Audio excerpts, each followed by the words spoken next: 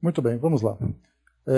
Iniciando então o nosso estudo de hoje, nós vamos dar continuidade ao nosso trabalho junto ao livro Chico Xavier Pede Licença, e nós estamos agora no tema número 31, Ante o Aborto, e teremos também renovações com Maria Dolores, trazendo para nós mais um pouquinho das suas encantadoras mensagens, das suas encantadoras poesias.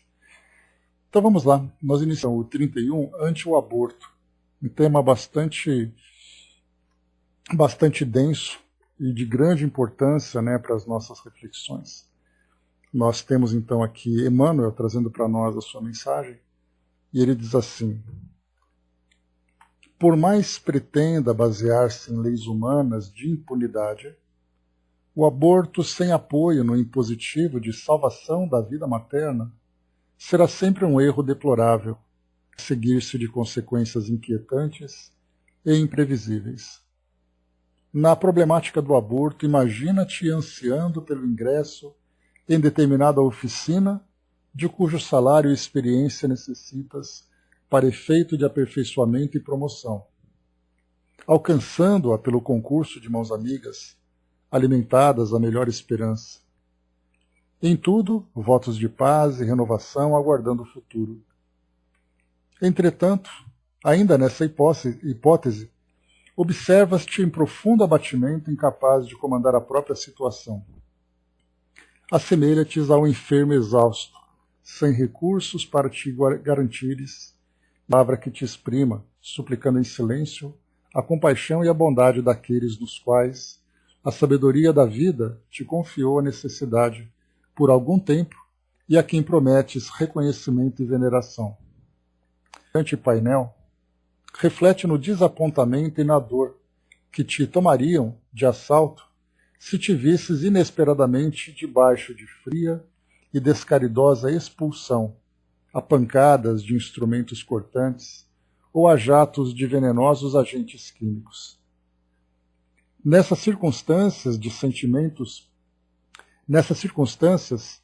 que sentimentos te caracterizariam a reação? Nesta imagem simples colocamos, do lado espiritual da vida, a posição da criatura rejeitada a golpes e injúrias na passagem para o renascimento no plano físico. Onde estiveres na execução dos encargos que o mundo te deu, organiza os temas de sexo que te digam respeito, conscientizando as próprias responsabilidades no relacionamento com o próximo, segundo os princípios de compromisso, equilíbrio, controle e educação, nos vários graus de burilamento em que se nos orienta a vida afetiva, até que possamos penetrar com segurança nos domínios da sublimação. E conservemos a certeza de que também no sexo funciona a lei de causa e efeito, pela qual sempre recolhemos de volta aquilo que dermos ou impusermos aos outros. Ainda assim, se um ser humano se te incorpora à existência humana, não o condenes à morte. Compadece-te do companheiro que se encontra contigo e que se te vincula ao coração, por enquanto sem voz para defender-se. Além disso, é lícito considerar que se a criatura hoje ao teu lado te pede a bênção para nascer, transformando-se em motivo de preocupação ou desgosto, é possível que essa mesma criatura se te converta amanhã em base de sustentação e de alegria no caminho do amor para a obtenção de mais luz. Então, mensagem de Emmanuel, trazendo para nós aqui mais um pouco de reflexão. Amar pelos dois, bom dia Chaconete. Aqui, inicialmente, vamos só fazer aqui uma releitura dessa hipótese que Emmanuel trouxe para nós, porque nós percebemos que, de um modo geral, hoje, na nossa sociedade, os debates acontecem de duas perspectivas. Aqueles que dizem, eu sou a favor dessa prática, porque é meu direito, e do outro lado nós temos, você não pode, porque Deus proíbe. Então nós temos uma visão simplista de um lado pragmático da nossa sociedade, e do outro, uma proibição que vem principalmente do aspecto religioso. Porque se não houvesse esse tipo de posicionamento dentro desse segmento religioso da nossa sociedade, nada impediria. Da mesma forma que acontece também com relação ao próprio suicídio. O que impede alguém de cometer o suicídio? É aquela visão do mundo espiritual, trazendo principalmente aquela característica do pecado, aquela característica de uma ofensa a Deus. E aqui o que nós vemos, entre esses dois extremos, de uma visão pragmática e de uma proibição dogmática, de pragmática para dogmática, nós temos Emmanuel trazendo para nós um ponto de vista realista do plano espiritual, contando simplesmente a história das personagens envolvidas, e não simplesmente dizendo que pode ou que não pode. Então, lendo mais uma vez essa história, ele nos chama à reflexão para pensarmos nessa prática no seu desenvolvimento. Então ele diz assim: na problemática do aborto, imagina-te ansiando pelo regresso em determinada oficina, de cujo salário e experiência necessitas para efeito de aperfeiçoamento e promoção. Alcançando-a pelo concurso de mãos amigas, alimentas a melhor esperança. Em tudo votos de paz e renovação, aguardando o futuro. Entretanto, ainda nesta hipótese, observa-te em profundo abatimento, incapaz de comandar a própria situação. Assemelhas-te ao enfermo exausto, sem recurso para te garantires e sem a palavra que te exprima, suplicando em silêncio a compaixão e a bondade daqueles aos quais a sabedoria da vida te confiou a necessidade por algum tempo e a quem prometes reconhecimento e veneração. Então, nós temos aqui dois pontos. Primeiro, nós vamos pensar aqui na necessidade que nós teríamos para vivenciar determinadas experiências que vão trazer para nós a habilidade de resgate, a oportunidade de aprendizado, de transformação, de reconciliação, de ajustes de um modo geral. Então nós apresentamos essa necessidade. Para que essa necessidade seja então satisfeita, nós temos o amparo de mãos amigas que vão nos ajudar em toda essa logística para que nós alcancemos o nosso objetivo. Mas nesse caso, conforme Emmanuel traz para nós aqui, ele vai nos colocar naquela condição de profundo abatimento, capaz de comandar as nossas próprias situações, as nossas próprias ações. Então ele vai dizer assim, que o espírito, nesse momento em que ele se entrega para esse empreendimento, ele fica completamente incapaz de qualquer outra ação, dependendo daqueles que vão cuidar dele.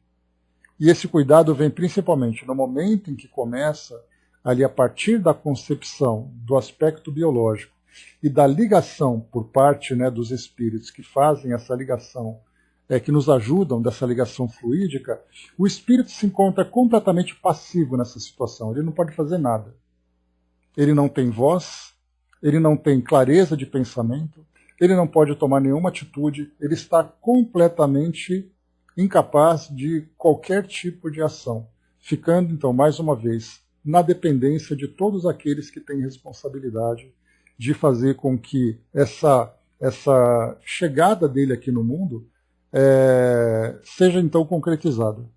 Então, muito bem, colocou para nós a nossa necessidade de transformação, de vivência dessa experiência reencarnatória, e depois mostrou que esse processo faz com que nós fiquemos, então, completamente restritos, constrangidos, até que a situação se conclua. Muito bem, vemos esses dois aspectos. Depois Emmanuel coloca assim: mentalizando semelhante painel, reflete no desapontamento e na dor que te tomariam, de assalto, se te visses inesperadamente debaixo de fria e descaridosa expulsão, a pancadas de instrumentos cortantes ou a jatos de venenosos agentes químicos. Nessas circunstâncias, que sentimentos te caracterizariam a reação? Então eu achei assim muito muito providencial esse exemplo que Emmanuel traz para nós, porque ele não diz simplesmente se você tem direito ou se você não tem direito. Se você pode pela liberdade de escolha ou se você não pode por uma proibição divina. Ele nos leva e diz assim, se coloque no lugar daquela criatura e reflita se alguém pode ou se não pode diante da sua necessidade. Então, nesse ponto, ele é muito efetivo de fazer com que realmente tenhamos essa reflexão. E no momento em que essas imagens que Emmanuel produziu aqui em nossas mentes, se elas fossem projetadas também na mente de todos aqueles que estão envolvidos, não numa condição de hipótese, mas numa condição real. Porque essa realidade do espírito se preparar para reencarnar, de passar por esse processo de gestação biológica e de desenvolvimento fluídico também, até o momento em que ele reencarna, isso não é uma fantasia, isso não é uma hipótese, é uma realidade. E cada um de nós, no momento em que nós reencarnamos, eu me recordo até de uma palavra dita pelo presidente Barack Obama, que ele dizia assim, quem aborta é aquele que nasceu. Né? Aquele que é a favor do aborto é aquele que já nasceu. E aí então a gente para e pensa que é uma frase bastante simples, mas quando a gente começa a prestar atenção, ou seja, aquela pessoa que nasceu, cresceu, desenvolveu o seu intelecto, desenvolveu ali os seus valores, seja de uma forma perfeita ou imperfeita, correta ou incorreta, mas é aquele que hoje faz um protesto a favor do aborto.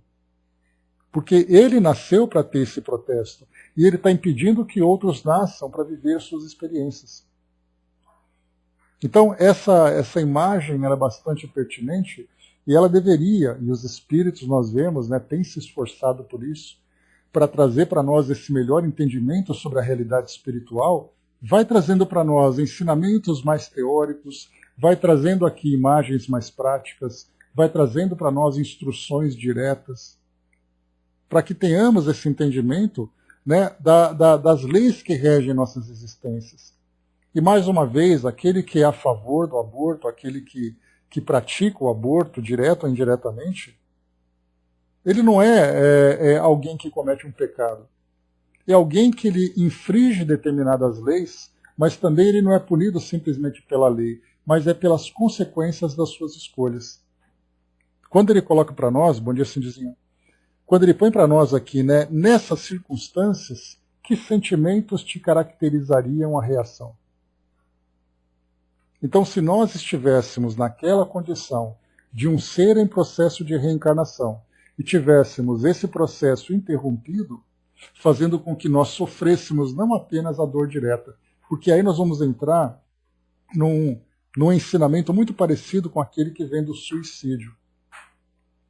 Então, quando nós estudamos a doutrina espírita e nós temos contato com relatos de espíritos que vivenciam o suicídio, a gente vai pensar exatamente naquilo, né, no relato inicial de Camilo Cândido Botelho, no Memórias de um Suicida, o Vale dos Suicidas, o sofrimento do espírito, as dores reflexas que ele então acaba assimilando em virtude da ligação fluídica com o corpo. Então a gente pensa de um modo muito técnico e de um modo muito imediato.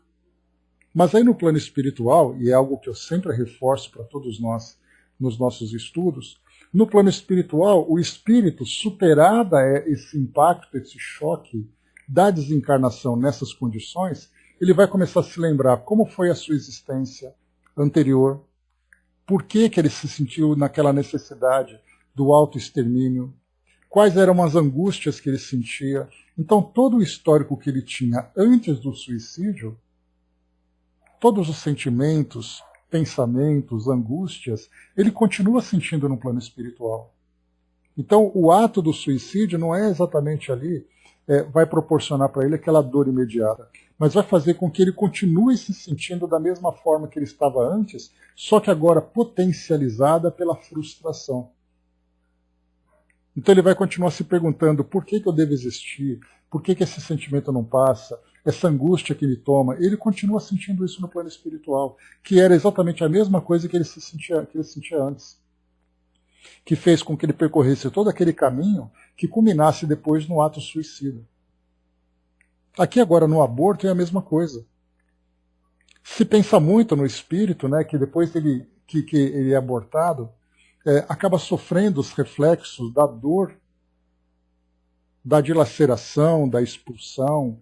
Né? A gente vê, por exemplo, né, no livro Deixe-me Viver, que conta ali espíritos que trazem deformações perispirituais pelo fato de sofrerem, né, a expulsão, o desenvolvimento do perispírito, passando por todo aquele choque. Né? Na verdade, ali é uma tempestade de energias, de fluidos que vão acontecendo, fazendo com que o espírito, então, no plano espiritual, agora na condição de reencarnado, sofra muito por isso, da mesma forma que acontece no suicídio, em que o corpo perispiritual do suicida sofre o impacto daquilo que aconteceu no seu corpo físico. Mas, da mesma forma que nós vimos que além desse impacto, desse choque fluídico-energético que o espírito vivencia, vem também ali as suas questões psicológicas. Agora, no caso do aborto, é a mesma coisa. O espírito foi expulso, muito bem. Agora, quando o Emmanuel coloca que sentimentos te caracterizariam a reação, o espírito, então, depois que ele passa pelo aborto e volta para o mundo espiritual, ele vai tentar se lembrar de tudo aquilo que ele precisava para poder reencarnar, do vínculo que ele possuía com aqueles com quem ele teria contato aqui no plano físico, com seus pais, com famílias e tudo mais, dos projetos que ele tinha elaborado, da quantidade de gente à sua volta, dando para ele, então, ali sempre o apoio para que ele chegasse no momento da sua reencarnação. E, além disso tudo, ele vai se lembrar das suas existências anteriores, percebendo que todos os seus erros, todas as suas dificuldades, que poderiam ser bem tratadas agora, tratadas naquele momento em que ele teria sua reencarnação, isso não pôde acontecer. E quais seriam os sentimentos, então, que esse espírito acabaria vivenciando? É aí que nós vamos encontrar aquele espírito que, de certa forma, se encontra resignado, é aquele espírito que tem a motivação de recomeçar, é aquele espírito que fica revoltado por se sentir rejeitado. E muito mais do que a rejeição que aqueles que deveriam acolhê-lo acabaram demonstrando, é perceber que ele foi impedido de se transformar, de se melhorar dentro daquilo que ele planejava. Então vai muito além do próprio ato. Não é apenas o suicídio como um ato, não é apenas o aborto como um ato, mas é a interrupção de um processo que ele estava vivenciando, que ele teria necessidade de vivenciar, que já não foi possível. E aí então o processo de recomeço para ele vai ser um processo muito longo, porque ele vai ter que superar aquela situação difícil que ele vivenciou, vai ter que recomeçar o planejamento, vai ter que se reaproximar. E não é algo que o espírito deseja, porque ele tinha vontade de fazer o certo. Quantas angústias ele teve que passar, que vivenciar, pelo fato de rever o seu futuro, de fazer aquele planejamento, de ver ali quais eram os desafios que ele teria que enfrentar, e de repente tudo isso foi tirado dele. Então é nesse sentido que Emmanuel chama a nossa atenção. Ele nos coloca na posição daquele espírito que foi abortado para entendermos o que é, que não é uma questão de pecado ou uma questão de lei que proíbe ou deixa de proibir, mas é o resultado daquilo que o espírito vai vivenciar na sua realidade. Rapidinho, deixa eu ver aqui. Cindizinha colocou, né, no filme baseado nele, mostra o conflito entre o espírito que precisa reencarnar e aquele que será seu pai. E ali nós vemos também, na Cindizinha, os diversos espíritos, as diversas personalidades, né, que estavam ali passando pelo processo do aborto. Então era aquele espírito revoltado que virava um obsessor, era aquele espírito que dizia, não, eu tenho que tentar de novo, eu sei que eu vou conseguir, que era o espírito resignado. Mas se nós observarmos a nossa condição, o nosso estágio evolutivo aqui no nosso mundo, e os sentimentos que nós alimentamos no nosso dia a dia, dá para perceber como é difícil o espírito manter o equilíbrio. Somente aqueles espíritos muito detalhados, muito bem esclarecidos, são capazes de superar essa rejeição e o trauma que ela provoca. Agora, para a maioria, aquele espírito que fica atado, que se lamenta o tempo todo, que deseja muitas vezes a vingança junto àqueles que o rejeitaram. Então, é uma lição realmente muito valiosa para todos nós. A Angelina colocou, né, lei de amor no final do item 8, né, o sangue resgatou o espírito, e hoje o espírito deve resgatar o homem da matéria, né, lá no Evangelho segundo o Espiritismo. Então, por isso que Emmanuel coloca para nós, então, aqui, depois que passa por tudo isso, ele diz assim, né, nesta imagem simples, colocamos do lado espiritual da vida a posição da criatura rejeitada a golpes e injúrias na passagem para o renascimento no plano físico. Onde estiveres, na execução dos encargos que Deus te deu, organiza os temas de sexo que te digam respeito, conscientizando as próprias responsabilidades no relacionamento com o próximo, segundo os princípios de compromisso, equilíbrio, controle e educação, nos vários graus de burilamento em que se nos orienta a vida afetiva. Aqui nesse ponto, né, a gente tem estudado no próprio Sexo e Destino, principalmente nesse trecho que nós abrimos, né, para estudar aquela prece, né, do irmão Félix, mostrando todos os caminhos equivocados que o indivíduo pode seguir, ou pelo menos aqueles principais caminhos, né, de todas as situações em que ele se lança e ao mesmo tempo envolve também outros, porque já que a vivência da sexualidade ela diz respeito, né, ao compartilhamento do caminho com outras pessoas, essa pessoa estará no seu caminho na condição de companheiro, na condição de algoz ou na condição de vítima. Para estar na condição de companheiro, há a necessidade de um equilíbrio muito grande entre os parceiros. Equilíbrio esse que vem como resultado do próprio esclarecimento, da própria evolução de cada indivíduo. Mas, de um modo geral, existe sempre aquela concorrência em que um indivíduo tenta subjugar o outro para a satisfação dos seus próprios interesses, dos seus próprias fantasias, fazendo com que ele ou lesione a si mesmo, ou lesione a si mesmo e também o outro. Porque ninguém lesiona o outro sem lesionar a si mesmo. Ninguém sofre sozinho numa relação onde existe o sofrimento. Sempre repercute na vida dos outros. Então, quando Emmanuel coloca para nós nesse trecho, na execução dos encargos que o mundo te deu, é muito importante nós nos organizarmos nesse tema que diz respeito, né, aos temas do sexo. Porque o sexo envolve relação, envolve sentimentos, envolve responsabilidades. E hoje nós temos visto, né, nos tempos de hoje, a banalidade com que o sexo é tratado, mas independente dessa banalidade, das consequências reais e concretas que as pessoas estão vivendo. São gravidezes precoces, são relacionamentos que começam de uma fratura, lesões afetivas que são provocadas, situações que poderiam ser evitadas simplesmente se nós entendêssemos a responsabilidade para lidarmos com essas forças que nós temos. Mas pelo fato de nós banalizarmos, todo mundo vai vivenciando as experiências em busca do prazer. Só que esse prazer traz o seu preço. Depois aqui embaixo, então, né, falando para nós sobre todas as situações e responsabilidades, né, então ele diz assim para nós também, só para finalizarmos. Conservemos a certeza de que também no sexo funciona a lei de causa e efeito, pela qual sempre recolhemos de volta aquilo que dermos ou impusermos ao outro. Ainda assim, se um ser humano se te incorpora à existência humana, não o condenes à morte. Aqui, esse incorporar significativamente na gravidez. Né? E essa gravidez vai envolver a mulher,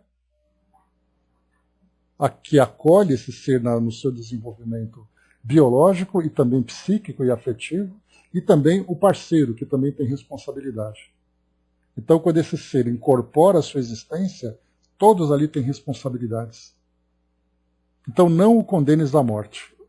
Compadece-te do companheiro que se encontra contigo ou que se te vincula ao coração, por enquanto sem voz para defender-se. Além disso, é lícito considerar que se a criatura hoje ao teu lado te pede a bênção para nascer, transformando-se em motivo de preocupação ou desgosto, quando ele fala transformando-se em motivo de preocupação ou desgosto, é exatamente ali, né, são os dramas que uma gravidez indesejada pode provocar. Porque aí então você vai tomar atitudes, muitas vezes desequilibradas, para resolver, entre aspas, o problema que surgiu. Mas independente do problema que nós achamos que surgiu, aquele ser que está para nascer pede essa bênção do renascimento através daquele casal, através daquela família. Então, se te pede, mesmo sendo motivo de desgosto ou preocupação, é possível que essa criatura se te converta amanhã em base de sustentação e de alegria no caminho do amor para a obtenção de mais luz. Então, mesmo superando esse desafio que surgiu, que agora lidar com essa gravidez é realmente um grande desafio, ele vai ter que, então, se ele conseguir superar essas dificuldades e levar a termo a gravidez, fazendo com que aquele ser consiga chegar aqui no mundo para cumprir o seu papel, é possível, como diz para nós aqui Emmanuel, que no futuro esse mesmo ser seja o caminho para a obtenção de mais luz. Pelo sacrifício, muitas vezes, que acaba sendo vivenciado.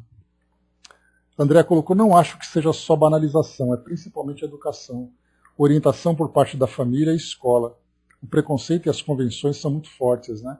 É uma série de um processo longo, né, André, que traz uma série de situações que precisam ser analisadas, né?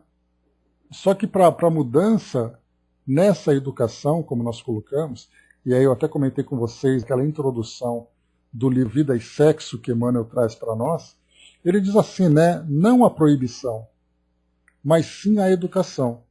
Mas para que a gente possa nos educar, para que a gente possa se educar com relação à sexualidade, é necessário que nós transformemos os nossos valores. Porque seria, imaginando assim de um modo geral, se nós criássemos leis perfeitas para uma sociedade imperfeita. Vamos imaginar que nós abolíssemos o Código Penal aqui do Brasil. Que ninguém mais precisasse ser punido porque todo mundo vai ser bom. E aí então, a partir desse momento, a nossa sociedade já não tem mais Código Penal. O que aconteceria no nosso meio? Nós viveríamos o caos. Porque já que você não vai ser punido por nada, você pode fazer o que quiser. Só que a sua ideia, quando você aboliu o Código Penal, não foi fazer a sociedade virar o caos. Você confiou nas pessoas que elas não iam mais cometer crimes. Só que elas não estão preparadas para isso ainda. E elas vão continuar cometendo. Então, por isso, nós precisamos dessa regulamentação para punir, né, para educar, na verdade, só que aí vem aquela visão muito mais punitiva do que educativa, para poder controlar as ações de um indivíduo dentro da sociedade. Então nós precisamos dessa ferramenta dolorosa para que ele se esclareça. É a mesma coisa, como é que nós vamos então educar a nossa sociedade com relação ao sexo se os nossos valores diante da sexualidade ainda são tão precários? Então, na verdade, nós temos que fazer uma grande transformação na nossa sociedade, mudando os nossos valores em todos os seus aspectos. Porque aí então ele vai naturalmente fazendo com que o indivíduo trabalhe a sua sexualidade, trabalhe a caridade, trabalhe a honestidade, trabalhe a justiça, trabalhe a igualdade. Tudo aquilo que nós vemos, né, como transtornos dentro da sociedade acaba sendo para nós o resultado exatamente dessa nossa maturidade moral. Como nós não sabemos lidar com isso ainda, cada um age do seu próprio jeito, muito mais instintivamente do que racionalmente. Então, essa transformação da nossa sociedade virá exatamente através da transformação do próprio indivíduo. Porque aí sim, naturalmente, nós lidaremos com o sexo de um modo mais equilibrado e saudável, porque nós já temos maturidade para lidarmos com todas as situações da nossa existência. Daí dá para ter uma ideia da distância em que nós estamos, dessa condição de equilíbrio que estamos vivenciando. Uma distância longa? Sim, sem dúvida. Mas é uma distância que a cada dia vai encurtando. Mas mais importante do que isso é pensarmos que, se nós não conseguimos transformar a nossa sociedade, é fundamental que nós pensemos, e é para isso que nós temos que nos esforçar, na transformação de nós mesmos. Eu faço a minha parte, o outro faz a parte dele. Vai chegar um momento em que, somando essas mudanças, nós encontraremos uma mudança coletiva. E, infelizmente, nós encontramos muito isso na sociedade, né? Se você não me respeita, eu também não te respeito. Ou seja, a minha mudança está condicionada à sua mudança. Para que eu possa te respeitar no trânsito, é importante que você me respeite primeiro. Então, enquanto nós ficarmos atribuindo ao outro a responsabilidade pela minha transformação, a gente vai ficar sempre colocando a culpa em pessoas sem perceber a nossa própria responsabilidade. É aí que nós vamos entender que nós somos responsáveis pelas nossas próprias escolhas. E se o outro escolhe algo diferente, esse é um problema dele, não meu. O meu problema diz respeito às minhas próprias escolhas. E é isso que a doutrina espírita vem trazendo para nós, martelando isso diariamente na nossa mente, nossa responsabilidade individual. O mundo não presta, então é uma pena, porque eu estou tentando fazer diferente. E aí a gente vai lembrar sempre dos pensamentos, né? Do passarinho tentando apagar o incêndio, mas ele está fazendo a parte dele. A gente vai lembrar, né, que um grão de areia, aquela praia já não é mais a mesma, porque está faltando um grão. Então isso mostra que eu tenho valor e eu tenho importância diante do mundo. Mas eu tenho que pensar na minha transformação, porque hoje nós já adquirimos maturidade suficiente para nos entendermos como seres com responsabilidades, com potencialidades. Vamos lá então. Por que Emmanuel, então, trouxe para nós essa mensagem? Aí a gente vai aqui agora para irmão Saulo, Herculano Pires, e ele traz para nós aqui um pequeno artigo complementando essa mensagem, tratando de a matança dos inocentes. Vamos entender por que essa mensagem surgiu. Recebi essa mensagem na reunião pública de 7 de março de 1972 em Uberaba. Eis as informações textuais que nos enviou.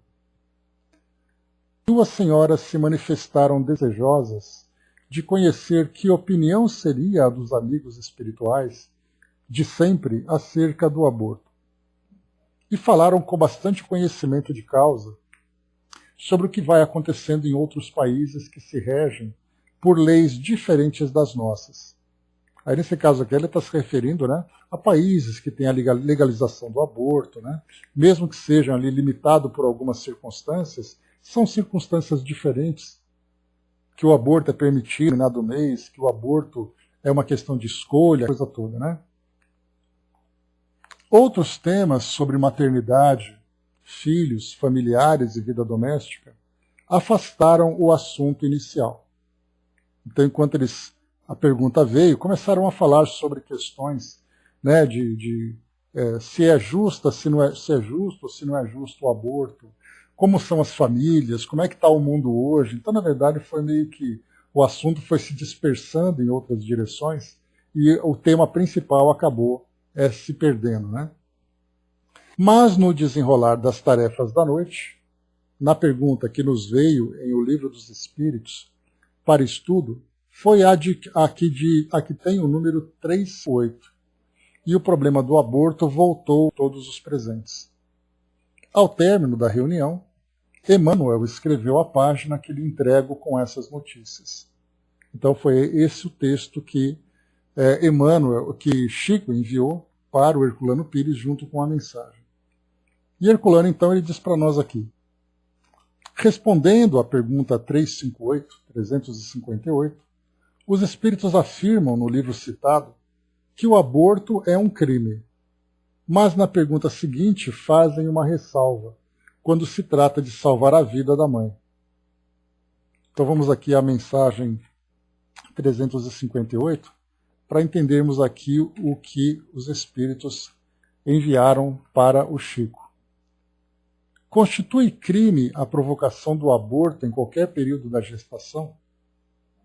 Há crime sempre que transgredis a lei de Deus. Uma mãe, ou quem quer que seja, cometerá crime sempre que tirar a vida de uma criança antes do seu nascimento. Por isso que impede uma alma de passar pelas provas a que serviria de instrumento o corpo que se estava formando.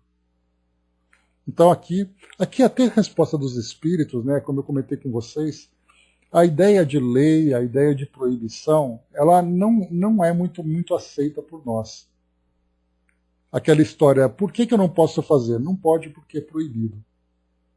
Nos tempos de hoje, principalmente, né, nós meio que nos rebelamos contra esses limites, essas imposições. Então nós queremos entender por que não. Então a humanidade chegou, ou está chegando, né, naquela fase das crianças, né, na fase do porquê. Tudo tem que ter um motivo, tudo tem que ter uma razão. Dizer simplesmente que não pode já não é mais o suficiente. E aqui, por exemplo, né, quando os espíritos respondem, há crime sempre que transgredis a lei de Deus. Se nós não tivermos o entendimento do que é essa lei de Deus, saber exatamente que existe sempre, cada vez que nós violamos a consciência de alguém, cada vez que nós interferimos na vida de alguém, nós temos ali, como uma consequência natural, a necessidade de nos reaproximarmos para fazer com que aquele erro seja reparado. Então é o processo educativo de outra lei, né, que nós chamamos de lei de causa e efeito. Então quando se fala em lei, a ideia de imposição, de obrigatoriedade, é uma coisa que, para nós, então, como eu disse, acaba sendo meio provocativa, né? Mas é assim. Hoje, então, se nós violamos a consciência de alguém, atingimos alguém, nós temos que nos aproximar e acertar de novo. Assim acontece, então, no caso do aborto. O indivíduo não sofre porque praticou o aborto. Ele sofre porque machucou outra pessoa e ele vai precisar depois reparar isso. E é nessa reparação que vem depois ali toda a dor de consciência, toda a dor que ele vai sentir nesse processo.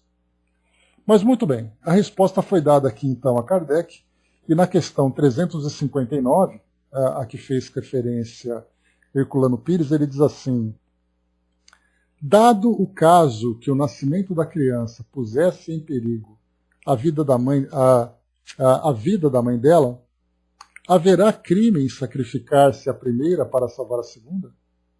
É preferível que se sacrifique o ser que ainda não existe a sacrificar-se o que já existe. Aqui nós vamos lembrar que não é um endosso que os espíritos estão dando, dizendo que pode ou que não pode. Mas vamos analisar a situação. Um espírito que já está em desenvolvimento, que já está em evolução aqui no mundo terreno, que naquele momento corre um risco de vida. Se você, dependendo da situação, se você não interromper a gestação, você pode pôr em risco a vida dos dois. Se você permitir que a mãe siga seu percurso, o espírito pode, numa segunda tentativa, reencarnar. Agora, se você coloca em risco a vida da mãe, você acaba interrompendo ali uma jornada que já vem se desenvolvendo em troca de outra que está começando, que pode recomeçar em um momento oportuno. Então é nessa balança que são colocadas então todas essas situações. Qual que vale, qual que não vale? Qual que nós podemos escolher em termos de dano menor? Então é nesse sentido, não é simplesmente um endosso. Aqui então nesse ponto, voltando um pouquinho, deixa eu ver o que vocês colocaram aqui. A Angelina colocou, né? Estudei em Universidade Católica, nosso professor de teologia era padre. Um dos conteúdos que ele incluía no currículo era um filme explicando os tipos de aborto.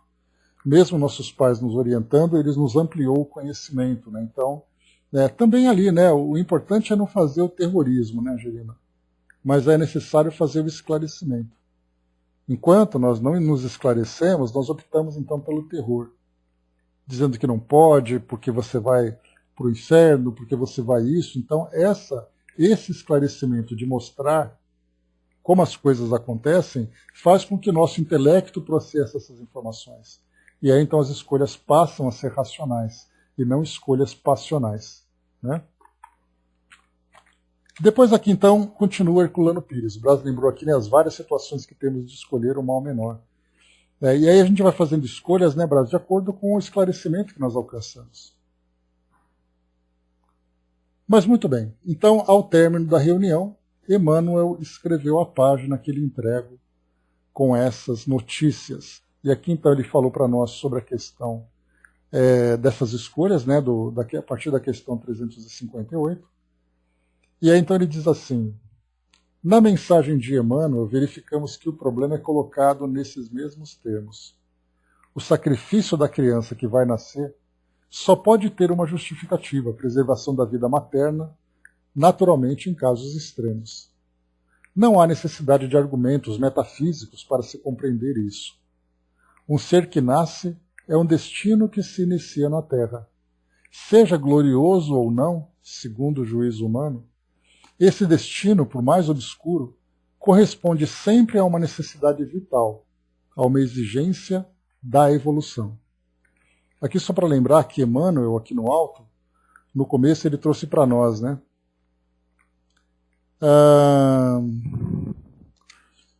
Logo no início ele diz assim: por mais pretenda basear-se em leis humanas de impunidade, o aborto, sem o apoio no impositivo de salvação da vida materna, será sempre um erro deplorável, a seguir-se de consequências inquietantes e imprevisíveis. Então, esse impositivo de salvação da vida materna, que é compreensível, então, mais uma vez, os espíritos não estão dizendo o que pode e o que não pode, eles não estão determinando leis, mas eles estão esclarecendo do porquê que, nesse caso, né, faça uma escolha por um e não pelo outro. E aí, então, analisando a realidade, a gente já faz a melhor escolha. E aqui depois ele continua.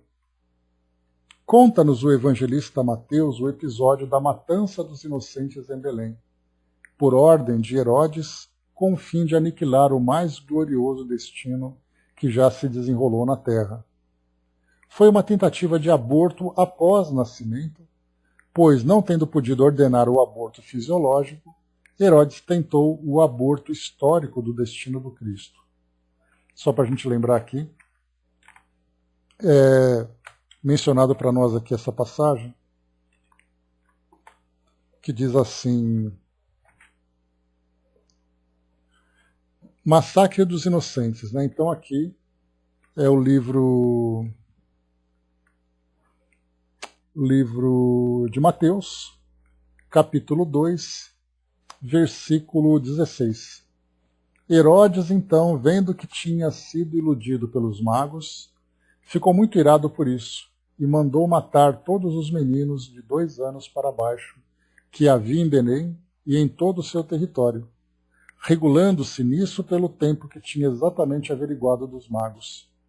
Então se cumpriu o que estava anunciado pelo profeta Jeremias, que diz: em Ramá se ouviu um clamor, um choro e um grande lamento.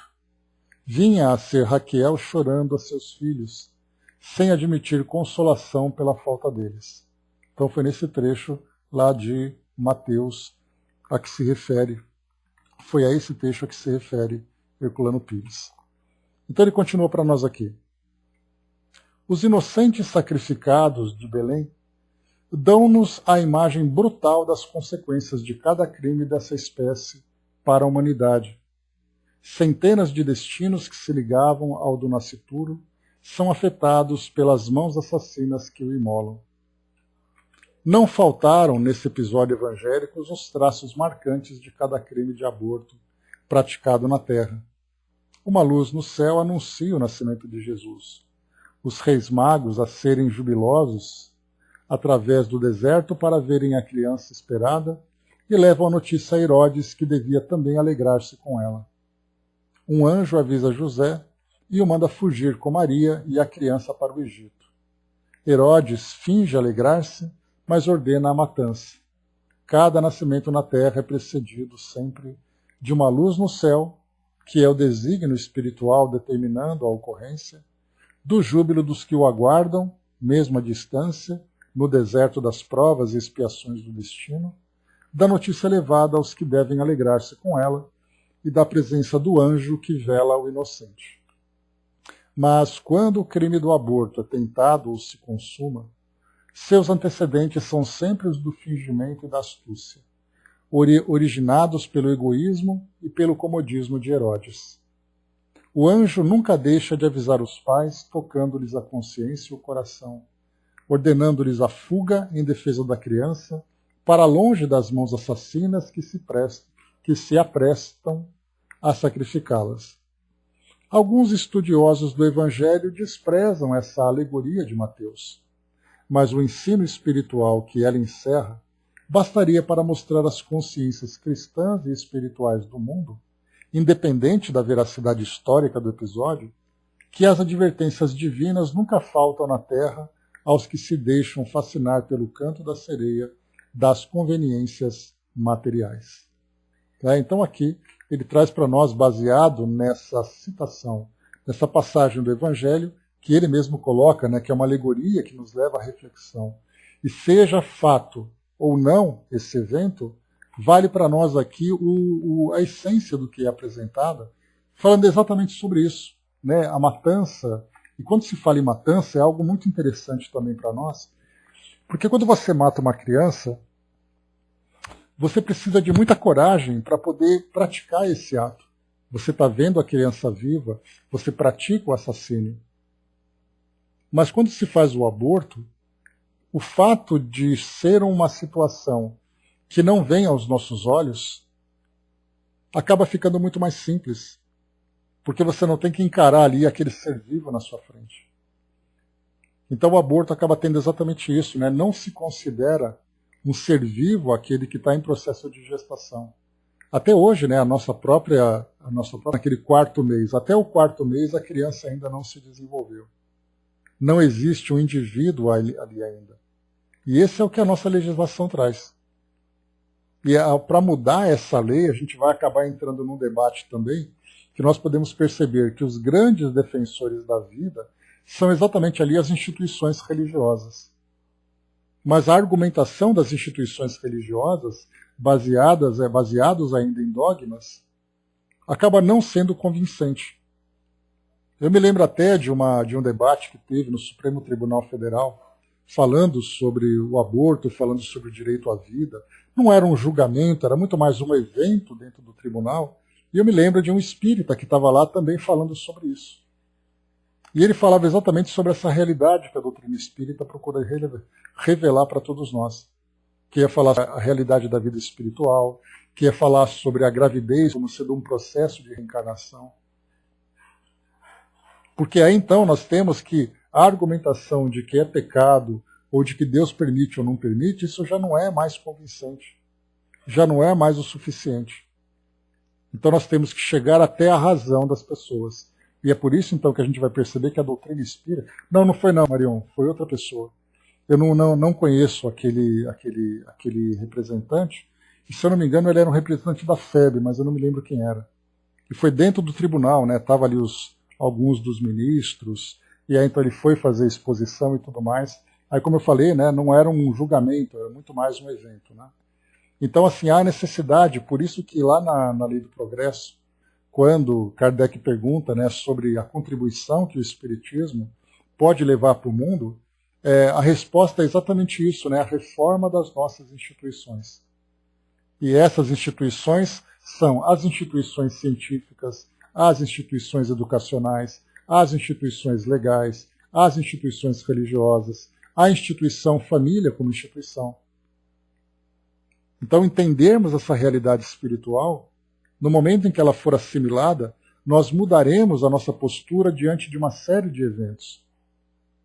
Então, por exemplo, o crime de violência, o crime de corrupção, a desigualdade social, tudo isso, os preconceitos, tudo isso vai se transformar a partir do momento em que nós tivermos um entendimento da nossa realidade espiritual.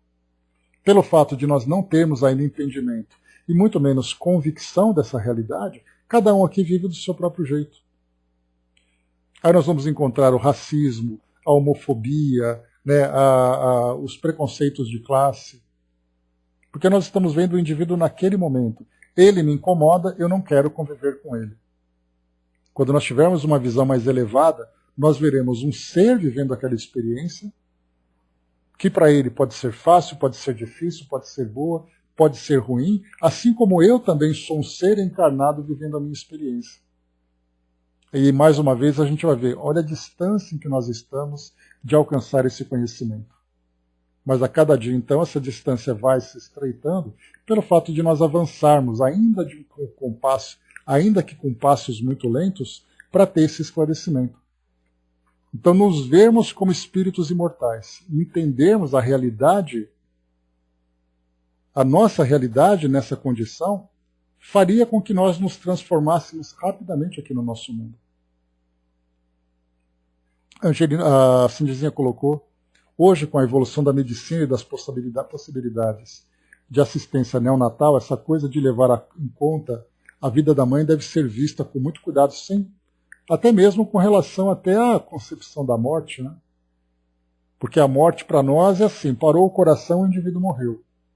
Hoje, com o avanço da medicina, com o avanço dos exames e tudo mais, nós percebemos que o cérebro continua ali presente, né, continua ativo e, portanto, ainda há vida. Então a gente vai estreitando cada vez mais. Então, conforme a tecnologia avança, pois é, seu coração parou e não morreu, não é verdade? Né? Só para dar susto para os outros. Né? Então, assim, a gente percebe que conforme a tecnologia vai avançando, há a necessidade agora de nós evoluirmos também em termos de valores. Não sabe o susto que deu. Então, assim, há a necessidade de nós evoluirmos nossos valores, porque agora a gente não pode alegar ignorância. Quando você tem conhecimento, você passa a tomar decisões que te trazem maior responsabilidade. E aquele a quem muito foi dado, muito será cobrado, é bastante aplicável nesse momento, né? Porque o indivíduo que diz assim, olha, eu não sei se tem vida lá dentro, então eu posso tirar. Com o avanço da medicina, nós não apenas descobrimos o desenvolvimento da vida intrauterina, e ao mesmo tempo também de todas as repercussões, né, que causam no corpo da mãe, da saúde física e tudo mais. Quando eu tenho esse conhecimento, a minha decisão não é mais assim, eu vou tirar porque não está vivo ainda. Eu sei que está vivo, então a decisão de dar continuidade ou não na gravidez já parte dos valores que o indivíduo tem. Mas ainda assim a gente percebe que, infelizmente, nós ainda trazemos essa resistência, nós enquanto sociedade. Porque nós continuamos com essa mesma alegação. Ou seja, isso mostra o endurecimento dos nossos corações. O enrijecimento do egoísmo ainda presente em nós. Mas o tempo vai passando, a gente vai se transformando, né? Dudu trouxe para nós aqui, né? Pode-se considerar numa gestação a criança não querer nascer e provocar a sua morte ou o seu aborto como suicídio, já que retém um corpo físico, mas seu espírito trazer consequências passadas daquela mãe que o leva no ventre, né? Ali, deixa eu tentar entender o que você colocou, Dudu. A gente lembra que Kardec pergunta, né, se o espírito pode interromper a gestação. Claro que isso vai demandar desse espírito, né, uma vontade muito intensa. Não é qualquer espírito que simplesmente fala, para o ônibus que eu quero descer. Não é tão simples assim, né? Então, para que ele faça isso, o espírito passa por um transtorno muito profundo, a ponto do seu estado psíquico comprometer o processo de gestação, né?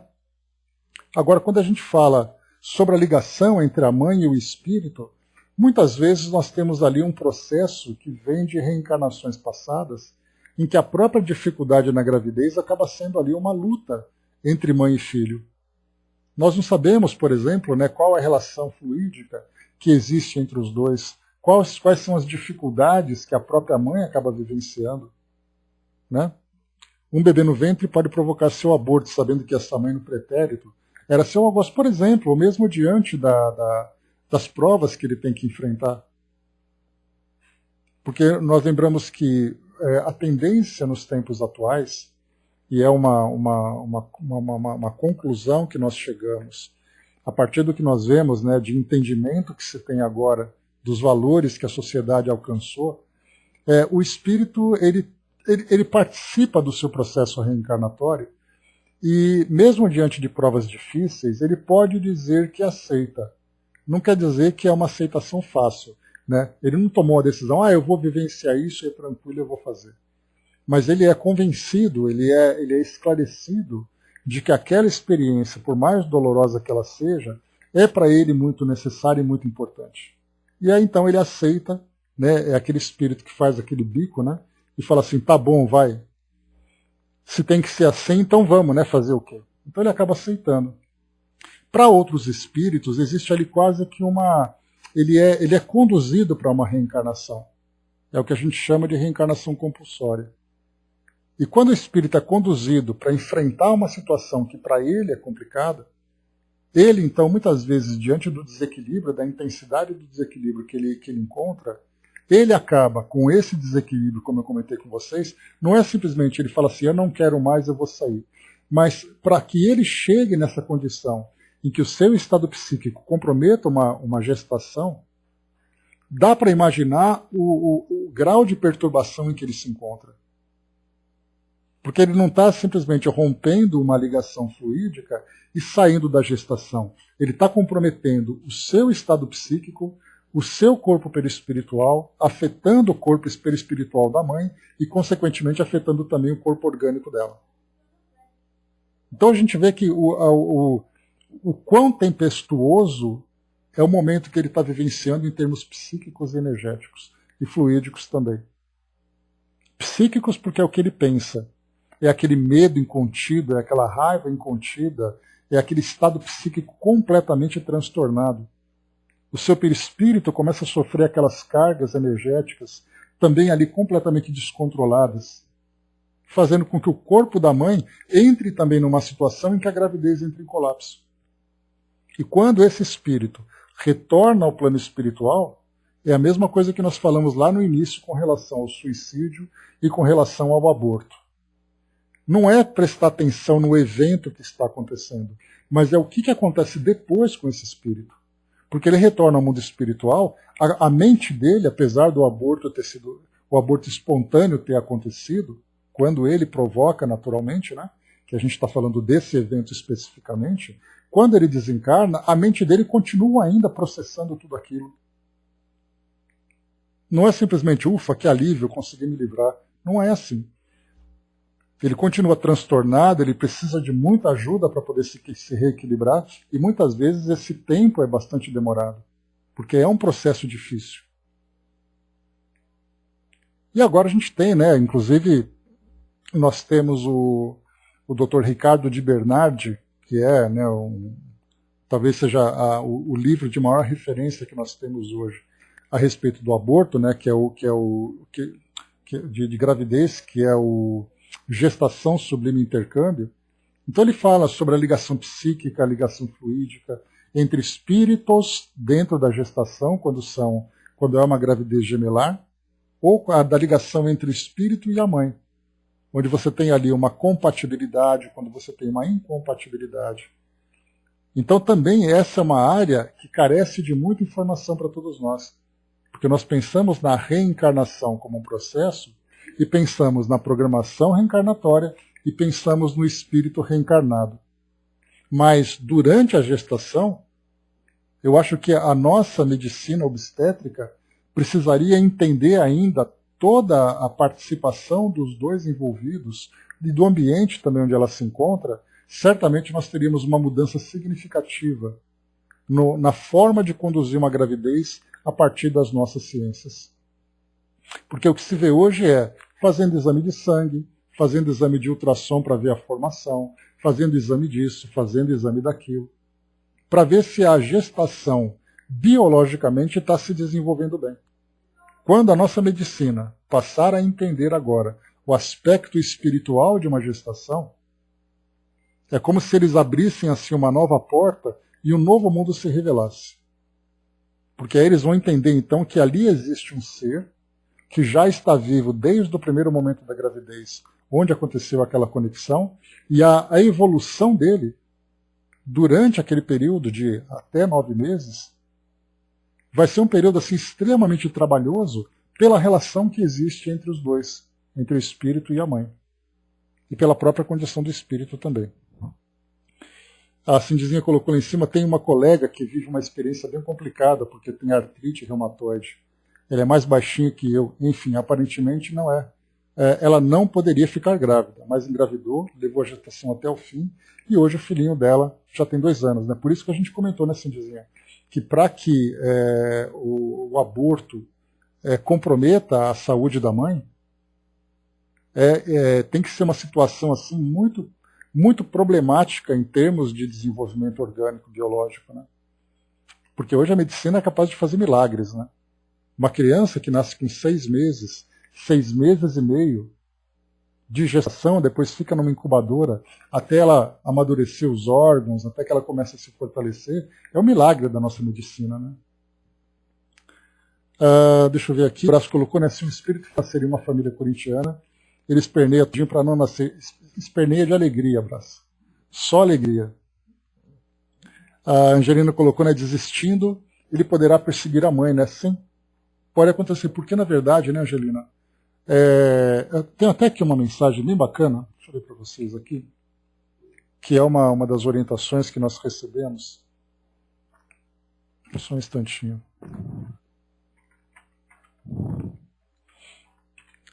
Eu leio sempre, né, porque é uma das orientações que nós utilizamos no nosso trabalho do atendimento fraterno para poder encaminhar a mulheres que vivenciaram o aborto e procuram a orientação do atendimento fraterno por causa da culpa que elas sentem. Né? Então deixa eu pegar aqui para vocês. É uma mensagem bem bacana que vale a pena a gente... Está aqui, ó. Então ele diz assim, né? Então as mulheres perguntam muitas vezes, né, escuta, o que eu posso fazer para poder diminuir a culpa por ter praticado o aborto? E aí então a orientação que chegou foi assim, né? Conforme nos orientam os espíritos amigos a respeito do aborto e suas consequências físicas e morais, ainda nessa mesma reencarnação, mesmo antes de ter, sendo possível, recebido de volta os seus filhos, a mulher poderia costurar o corpo espiritual tão somente pela aquisição do conhecimento quanto ao verdadeiro valor da gravidez, muitas vezes obtido à custa de pesados remorsos. É fácil compreender. O objetivo das leis divinas é educativo, jamais punitivo. A partir do momento em que o espírito compreende, sincera, profunda e verdadeiramente o valor da gestação, dispondo todas as suas fibras íntimas a nunca mais rejeitar uma gravidez, ele terá atingido o objetivo deste aprendizado específico, reequilibrando naturalmente seu corpo espiritual. Já a relação entre os espíritos envolvidos no ato, sejam os vitimados e os responsáveis, o perdão e o alto dependem de cada um conforme seu livre-arbítrio. Então, nesse trecho, Angelina, dessa mensagem, trata exatamente isso. Então, depende muito da condição do espírito que foi abortado, daquele espírito que não reencarnou. Ele vai perdoar? Ele não vai perdoar? Então, assim, certamente o espírito não fica desamparado no mundo espiritual, a ponto de não compreender também a fragilidade daquela mãe, daquele pai, da filha que não o acolheu. Mas muitos espíritos, principalmente dependendo do histórico que eles tiveram, imaginemos 2 inimigos do passado, que depois de se juntarem, passarem por constrangimentos e tudo mais, aceitam uma reencarnação, e esse espírito então é rejeitado novamente, aí vai depender muito da forma como ele vai lidar com essa rejeição. Então sim, ele pode se tornar um obsessor, e tanto pode, Angelina, que nós vimos lá no Memórias de um Suicida, uma passagem em que o espírito Camilo visitou o manicômio, os quartos do manicômio. E ele comentou que numa das alas ele encontrava mulheres ali que estavam diretamente ligadas com os filhos. E esses filhos, se tornando obsessores, as induziram ao suicídio. Tamanha a intensidade daquela relação e uma relação tão perturbadora. Então nisso sim pode acontecer. Mas muitos filhos perdoam. Perdoam, não assim, né? Não, eu sou já muito evoluído, eu vou lidar com isso com facilidade. Ele vai dizer assim, tá bom, vou dar mais uma chance então. Vamos tentar de novo, mas à custa de muita conversa, à custa de muito de muito amor que foi recebido no plano espiritual para que ele possa aceitar novamente essa experiência. Né? Então, sim, pode acontecer. O Dudu colocou, né, o filho de um estupro quer nascer, mas a mãe não quer esse filho. E essa gestação deverá ser, vibratoriamente falando, bem difícil para ambos. Sem dúvida. E aí foi que nós estudamos naquela mensagem que eu comentei com vocês, que nós recebemos lá do Dr. Vitor, né, quando ele comenta que no plano espiritual, vamos nos ver, Emmanuel nos convidou a nos tornarmos um espírito reencarnante que vivencia a experiência do aborto. Então nós acompanhamos ali os detalhes das nossas ideias, das nossas vontades, necessidades e reações diante daquilo tudo. Ok. Vamos agora nos colocar na condição de trabalhadores do plano espiritual envolvidos nesse processo. Então nós estamos acompanhando uma mulher que vivencia essa dolorosíssima experiência do estupro, ela engravida. Nós, como trabalhadores, percebemos a necessidade que existe da relação entre aquele espírito reencarnante e a mãe. O estupro aconteceu, é um evento problemático. A gravidez é outro evento. Nós, aqui na nossa sociedade, nós fazemos um vínculo natural entre a gravidez e o estupro, como sendo um consequência do outro. O estupro é uma experiência difícil, a gravidez é uma outra experiência. Nessa relação, o estado psíquico da mulher, bastante alterado pelas circunstâncias, vai ver aquele ser reencarnante não como o filho amado que ela desejava, mas como uma marca dolorosa da experiência que ela teve. Então, certamente, vibratoriamente falando, é ali um conflito muito grande entre o sentimento maternal que existe na mulher, a marca que foi deixada, porque assim é interpretada, como resultado do estupro, a sociedade trazendo para nós ali o endosso para essa prática. Então, na verdade, assim, para nós, que felizmente não vivemos uma experiência dessa, direta ou indiretamente, nós analisamos isso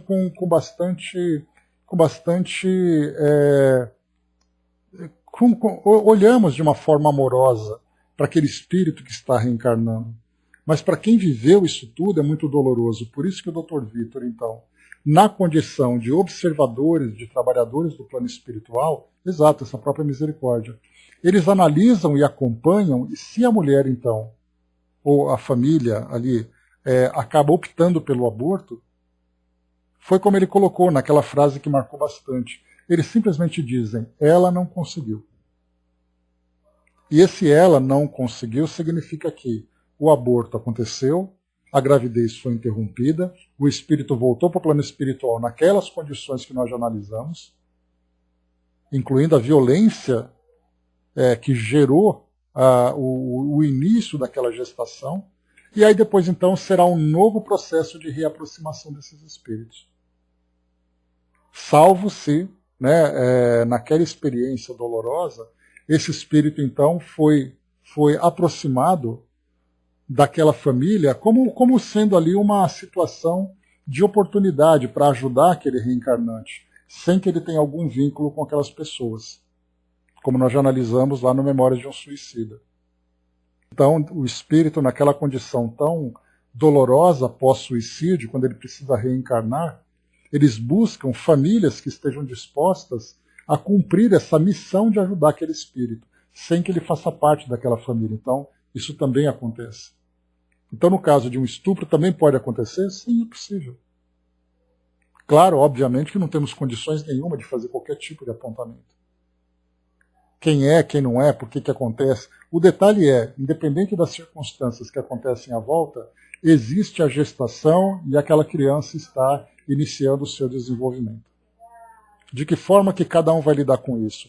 Vai depender muito da sua maturidade espiritual para lidar com essa dor e também permitir que aquele espírito reencarne. É realmente algo bastante difícil, que foge completamente à normalidade das circunstâncias que nós vivemos no nosso mundo.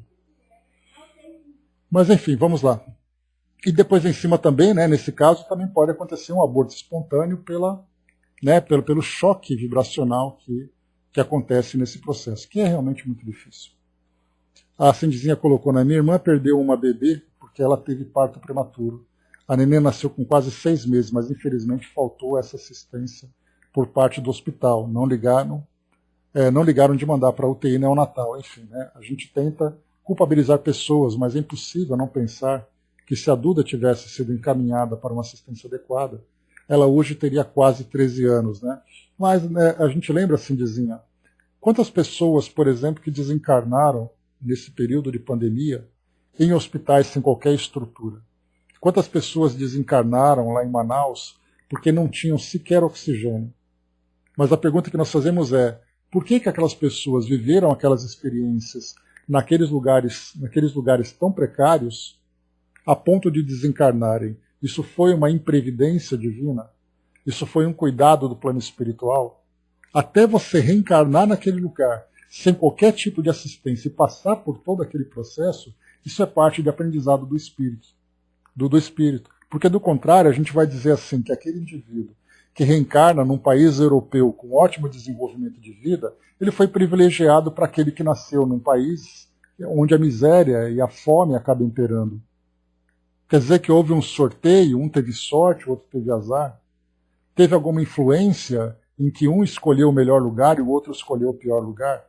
Então, cada espírito está no lugar certo, na hora certa, vivendo a experiência certa.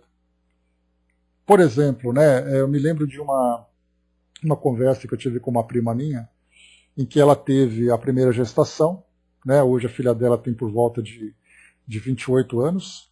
A segunda gestação, a criança nasceu e ela ficou 3 dias e desencarnou por complicações respiratórias. E depois ela teve uma terceira gestação, que o filho hoje tem por volta de 22, 23 anos. Né, ou até um pouquinho mais. Mas nessa segunda gestação, a pergunta é, por que não deu certo dela reencarnar? Será que era uma prova minha ou uma prova dela? Ou uma prova dos dois? E aí então a gente vai cair naquela situação em que muitas situações não podem ser respondidas a partir do nosso ponto de vista. O que a gente sabe é, aquele espírito tentou reencarnar, inclusive nós tivemos uma experiência aqui no nosso grupo, né? A bebezinha de uma amiga minha nasceu, prematuramente, não resistiu e desencarnou. Foi assim muito doloroso para ela, para nós e tudo mais.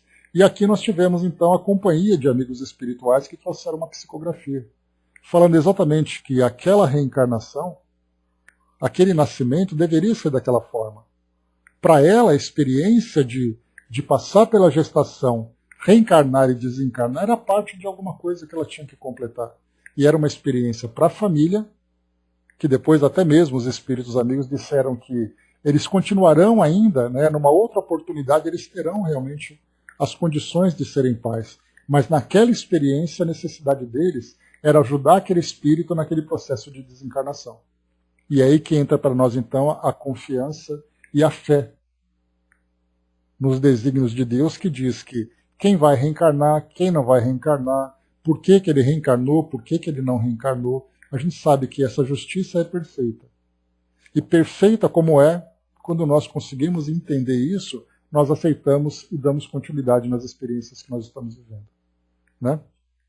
Para finalizarmos aqui, a Angelina André colocou em cima, né? Fico pensando na dificuldade do perdão nesse caso, né? São muitas encarnações para aceitar. Acertar. Certamente que sim, André. É assim, algo que é difícil para nós imaginarmos. Porque nem mesmo quem vivenciou não consegue compreender a profundidade disso tudo, porque vai além dessa existência. A Angelina colocou para nós, não lembro o livro que fala sobre uma mãe que um grupo espírita encontrou, uma senhora que na área psiquiátrica. No grupo tinha um vidente que percebeu. Procuraram a direção, chegaram até a família e conseguiram ajuda. Né? Não me recordo, Angelina, dessa história, mas fica aí, né? O Brás colocou, né, já imaginou, né, os karmas coletivos de raças inteiras expulsos de algum planeta do universo? Tudo é possível, né, Brás?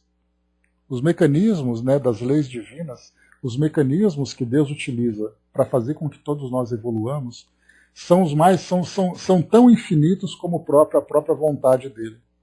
Em que cada espírito reencarna do modo como tem que reencarnar, né, no ambiente, no momento, com as experiências, tudo é muito programado. Então, quando nós pensamos, né, que não é o acaso que conduz a nossa existência, mas é algo muito maior e muito mais sábio não, perfeitamente sábio, aí então isso faz com que nós vejamos essas experiências como parte de aprendizado, e não como fim de alguma coisa que nós imaginávamos e idealizávamos, né? Mas enfim, fechando por aqui então o nosso trabalho de hoje, fica então essa mensagem de Emmanuel para nós, falando sobre o aborto, ante o aborto, né? Então, assim, nos colocar no lugar desse espírito que reencarna e passa por essa frustração, foi assim uma